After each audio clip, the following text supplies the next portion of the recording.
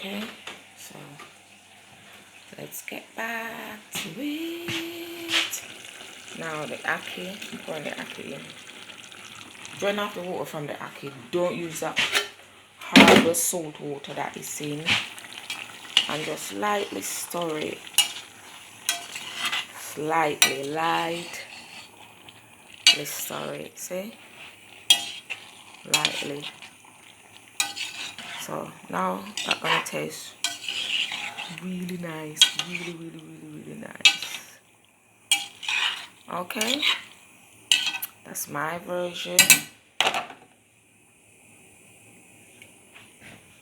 of my ackee and saltfish with everything in it. I don't know what I'm gonna have with it, but this is my piece of Jamaica right here in England. Thank you for watching. Bye.